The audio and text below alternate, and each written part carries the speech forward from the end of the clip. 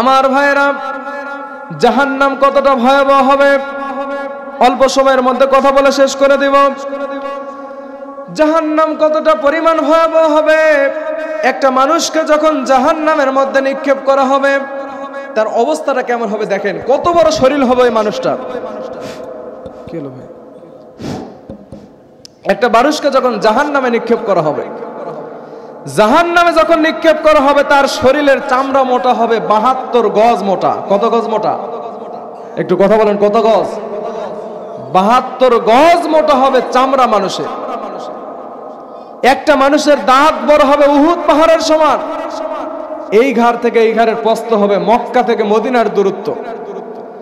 এত বড় একটা জ্বলন্ত শরীর আল্লাহ পাক আপনার তৈরি করবেন, করার পরে যখন জাহান্নামের মধ্যে নিক্ষেপ করবে 1 সেকেন্ডের মধ্যে আপনার শরীরটা আগুনের মধ্যে পুড়ে ছারখার হয়ে যাবে। আপনি চিন্তা করতে পারেন যে জাহান্নামে যাব, একদিন না একদিন তো জান্নাতে আসবই, জাহান্নামে 1 সেকেন্ড থাকার আপনার ক্ষমতা নাই। আমার ভাইরা, জাহান্নামের মধ্যে কেউ থাকতে পারবে না। জাহান্নামের মধ্যে যখন কোনো মানুষ চলে যাবে, জাহান্নামের মধ্যে কতটা পরিমাণ উত্তপ্ত অবস্থা হয়ে যাবে। মানুষের চামড়াগুলো বারবার পুড়ে যাবে, চামড়াগুলো পুড়ে ছারখার হয়ে যাবে। এখন চিন্তা আসতে পারে, চামড়া পুড়ে গেল তার মানে আমি মৃত্যুবরণ করলাম, শেষ হয়ে যাবে না। আল্লাহ রাব্বুল আলামিন বলেন, ইন্নাল্লাযীনা কাফারু বিআয়াতিনা সাওফা নুসলিহিম নারা কুল্লামা নাদিজাত জুলুদুহুম বাদদালনাহুম জুলুদান গায়রাহা লিয়াযুকুল আযাব। জোরে বলেন আল্লাহু আকবার।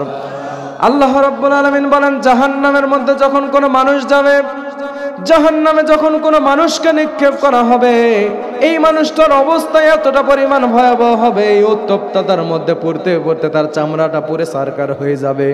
আল্লাহ বলছেন, সঙ্গে সঙ্গে তার চামড়া যখন পুড়ে ছারখার হয়ে যাবে, আল্লাহ রাব্বুল আলামিন সেই মানুষকে আবার নতুন চামড়া দিবেন, আবার পুড়ে ছারখার হবে, আবার আল্লাহ পাক তাকে নতুন চামড়া দিয়ে দিবে। বলেন সুবহানাল্লাহ। সুবহানাল্লাহ বলতেছে। জাহান্নামের মধ্যে বারবার আপনার চামড়া পুড়ে ছারখার হয়ে যাবে, আপনার কিছু করার থাকবে না, আবার আল্লাহ নতুন চামড়া দিবে। আপনার সেখানে মৃত্যু হবে না, আপনার সেখানে বারবার এই আযাবগুলো আপনার ভক্ষণ করতে হবে। পারবেন আপনি জাহান্নামে থাকতে? জাহান্নামে যেতে রাজি আছেন আপনারা? একজনকে জিজ্ঞাসা করছিলাম যে ভাই আপনি জাহান্নামে যাবেন না জান্নাতে? ছোট্ট ছেলে, 12-13 বছর বয়স হবে। এই ছেলেটা বলতেছে যে হুজুর আমি জাহান্নামে যেতে চাই। আমি বলি, আরে বেটা কি বলিস? যে নামাজ পড়ে না ও বলে আমি জান্নাতে যেতে চাই, যে বিড়ি খায় ও বলে আমি জান্নাতে যেতে চাই, যে ডাকাতি করে ওরও চিন্তা কিন্তু জান্নাতে যেতে চাই। জান্নাতে সবাই যেতে চাই না ভাই? আমরা সবাই যেতে চাই। ওই বেটা বলতেছে আমি জাহান্নামে যেতে চাই। আমি বললাম ভাই ঘটনা কি, জাহান্নামে যাবেন কারণটা কি? সঙ্গে সঙ্গে বলতেছে যে হুজুর মন খারাপ করবেন না, দুনিয়াতে সাকিব খানের সাথে আমার কোনোদিন দেখা হয়নি, নায়িকা পরিমণির সঙ্গে আমার কোনোদিন দেখা হয় নাই, কিন্তু আমি জানি ওরা নিশ্চিত জাহান্নামে যাবে, জাহান্নামে গেলে অন্তত পক্ষে তাদের সঙ্গে দেখা হবে। সুবহানাল্লাহ বলবেন না? নাউজুবিল্লাহ।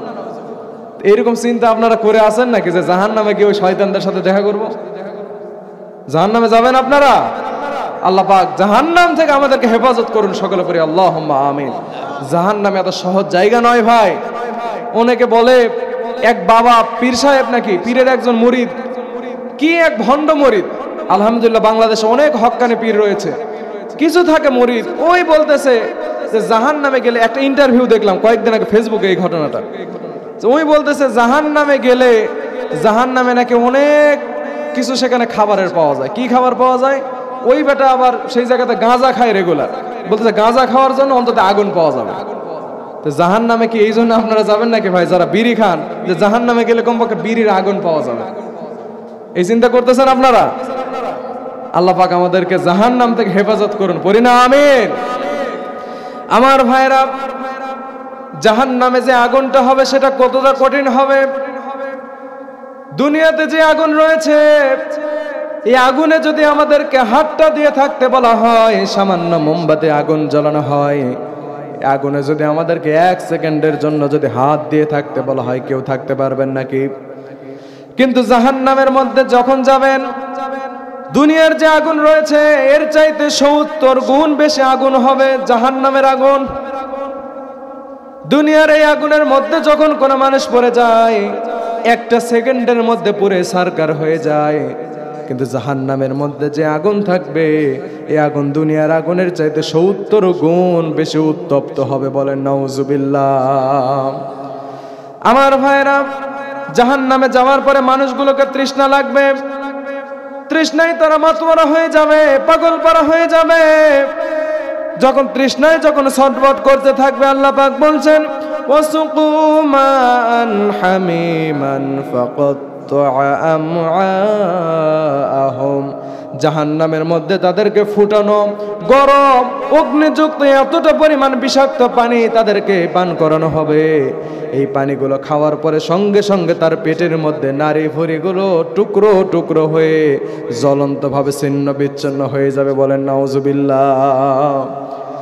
জাহান্নামটা এতটা পরিমাণ কঠিন জায়গা হবে, জাহান্নামে যে খাবারের জন্য যে ফলটা থাকবে জাক্কুম নামক গাছের ফল, এই ফলটা যখন কোনো মানুষ খাবে আল্লাহ রাব্বুল আলামিন বলছেন ইন্না শাজারাতাজ যাকুমি তুআমুল আফিম, তাদেরকে জাক্কুম নামক ফলটা খাওয়ানো হবে। এই ফলটা জাহান্নামের আগুনের মধ্যে থেকে এই ফলের গাছটা তৈরি হয়। এতটা পরিমাণ বিষাক্ত ফল, এটা খাওয়ার পরে মানুষগুলো ছটফট করতে থাকবে, নিজের শরীরটা এতটা পরিমাণ বিষাক্ত রূপ ধারণ করবে, নিজের শরীরটা এতটা পরিমাণ বেদনাযুক্ত হয়ে যাবে, কষ্টে পাগল পারা হয়ে যাবে। সেই জায়গাতে যতই ভালো পানি চান বলেন তো আপনার কোনোভাবে পাওয়ার সম্ভাবনা আছে? জাহান্নামে পানি পাওয়ার সম্ভাবনা আছে? কোনোভাবে সম্ভাবনা নাই।